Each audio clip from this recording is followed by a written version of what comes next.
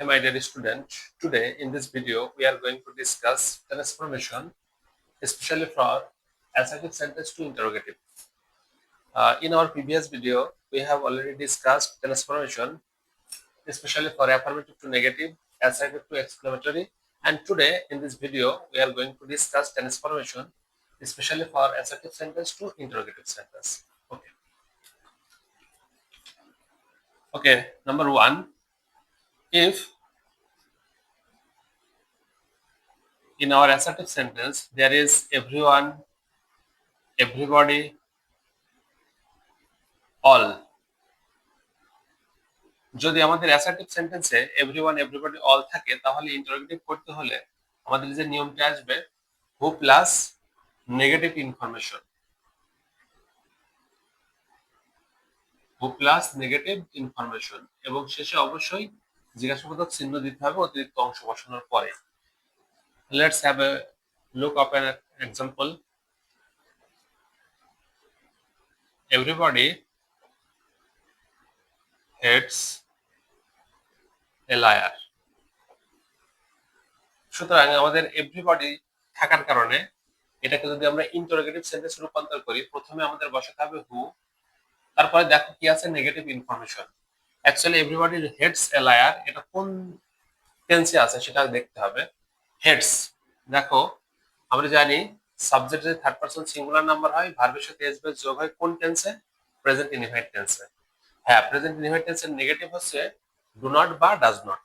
এই ক্ষেত্রে লক্ষ্য করো এটা আছে হেটস, ভার্বের সাথে এস যোগ আছে, তার মানে আমাদের যখনই ভার্বের সাথে এস যোগ থাকবে তখন তার নেগেটিভ হবে ডাজ নট। তাহলে নেগেটিভ ইনফরমেশন আমরা পেয়ে গেলাম, আর বাকি যে অংশটা আছে সেটা বসানোর পরে জিজ্ঞাসাবাদক চিহ্ন দিতে হবে। দেখো এখানে কিন্তু আমরা হেড দিব কেন? কারণ এখানে এই যে ডাজের মধ্যে ইয়েস চলে গিয়েছে, সুতরাং আমাদের এই এসটা এখানে বসানোর দরকার নেই। তাহলে হু does not head a liar. হ্যাঁ, দেখো এভরিবডি হেটস এ লায়ার মানে সবাই মিথ্যাবাদীকে ঘৃণা করে। Who does not hate a liar, কে মিথ্যাবাদীকে ঘৃণা করে না? অর্থাৎ আমাদের এই যে ট্রান্সফরমেশন অফ সেন্টেন্সে এখানে কিন্তু আগেই বলেছিলাম আমাদের ফরমেশনের চেঞ্জ করতে হবে, কিন্তু অর্থের কোনো চেঞ্জ করা যাবে না। তাই আমরা অর্থটা ঠিক রাখার জন্য অবশ্যই সেটাকে এই নিয়মে করে দিব। Okay, next one, nobody, no one, none. Nobody, no one, none. Everybody, everyone, all যদি থাকে তাহলে আমাদের বসাতে হবে হু প্লাস নেগেটিভ ইনফরমেশন। ঠিক তেমনই নোবডি, নো ওয়ান, নান যদি থাকে তাহলে আমাদের বসাতে হবে হু প্লাস বাকি অংশ। তার মানে আমাদের এই নোবডি, নো ওয়ান, নান এর পরিবর্তে শুধুমাত্র যদি আমরা হু বসিয়ে দিই তাহলে আমাদের হয়ে যাবে। বাকি অংশ বসানোর পরে আমাদের অবশ্যই একটা নোট অফ ইন্টারোগেশন দিতে হবে। চলো দেখি, নোবডি নোজ হিম, কেউ তাকে জানে না। নোবডি নোজ হিম, কেউ তাকে চেনে না। ঠিক তেমনি এখানে শুধু আমাদের করতে হবে কি হু, আর বাকি অংশ নোজ হিম দিয়ে শেষে নোট অফ ইন্টারোগেশন বসিয়ে দিতে হবে, তাহলে কিন্তু আমাদের হয়ে যাবে। ঠিক তেমনি নো ওয়ান, নান একই নিয়মে আসবে। আচ্ছা চলো আমরা তার পরেরটা দেখি।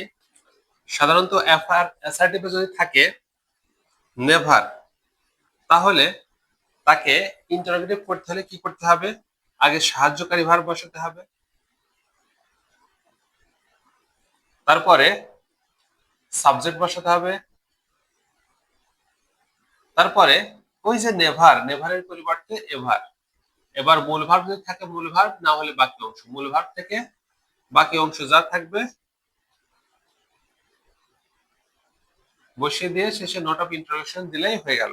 যেমন একটা এক্সাম্পল যদি আমরা দেখি, আই হ্যাভ নেভার গন দেয়ার।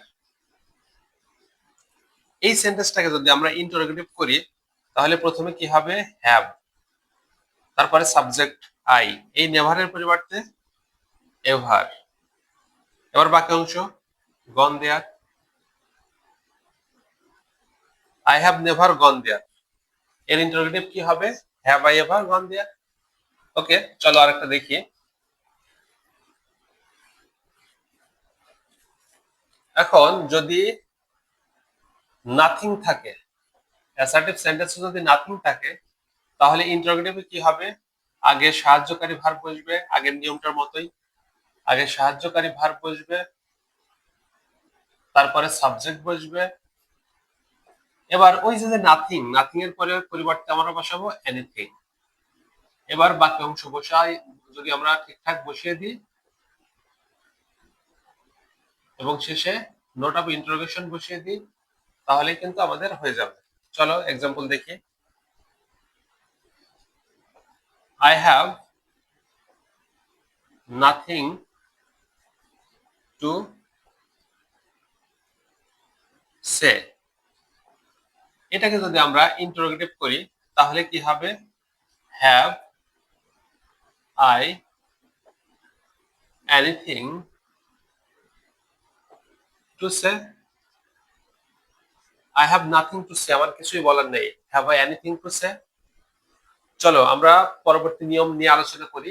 সাধারণত আমরা ইতিমধ্যে যে নিয়মগুলো আলোচনা করেছি, ওই নিয়মগুলোর মধ্যে যদি কোনো সেন্টেন্স না আসে, যে সেন্টেন্সটা মনে করো অ্যাসার্টিভ সেন্টেন্স, কিন্তু ওই চারটা নিয়মের মধ্যে নেই, বা আগে যে নিয়মগুলো আলোচনা করেছি তার মধ্যে নেই, তাহলে কি করতে হবে?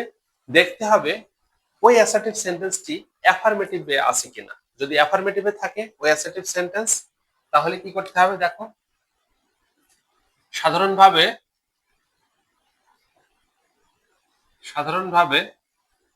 অ্যাফার্মেটিভ হলে, অ্যাসার্টিভ সেন্টেন্সটি সাধারণভাবে যদি অ্যাফার্মেটিভ হয় এবং আগের যে নিয়মগুলো করেছি সেই নিয়মের একটাও না থাকে, সেই ক্ষেত্রে আমাদের বেসিক যে নিয়মটা সেটা করতে হবে। সেটা কি? ওই বাক্যের সাহায্যকারী ভার্ব আগে নিতে হবে, এবং বাক্যটি যেহেতু অ্যাফার্মেটিভ তাই তার সাথে একটা নট সংক্ষেপে আমাদের নিয়ে নিতে হবে। এবার সাবজেক্ট থেকে শুরু করে বাকি অংশ মোট বসাতে হবে। বাকি অংশ মোট বসানোর পরে একটা জিজ্ঞাসাবাদক চিহ্ন দিতে হবে। ওকে, চলো একটা এক্সাম্পল দেখি। She is going to attend the party।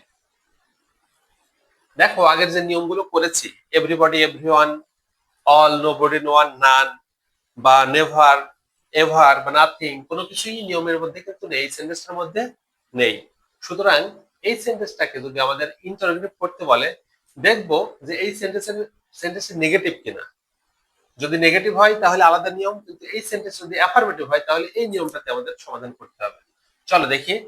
তাহলে she is going to attend the party, এটা অ্যাফার্মেটিভ সেন্টেন্স। তাই আমাদের কি করতে হবে? প্রথমে সাহায্যকারী ভার্ব, এখানে সাহায্যকারী ভার্ব কি আছে? ইজ। তারপরে বলেছে কি সংক্ষেপে একটা নট নিতে হবে, সেই নটটা আমরা নিলাম। এবার সাবজেক্ট থেকে বাকি অংশ, সাবজেক্ট আছে শি, বাকি অংশ going to attend the party. কি খুব কঠিন লাগছে? আশা করি এই নিয়মগুলো বুঝতে পেরেছো। এখন নেক্সট নিয়মটা কি হতে পারে? নেক্সট নিয়মটা, এই বাক্যটা যদি নেগেটিভ হয়, she is not going to attend the party, সেই ক্ষেত্রে এখানে শুধু নটটা হবে না, is she going to attend the party.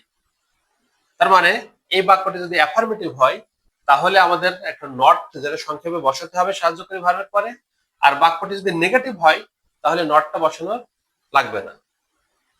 আশা করি তোমরা বুঝতে পেরেছো। Thank you.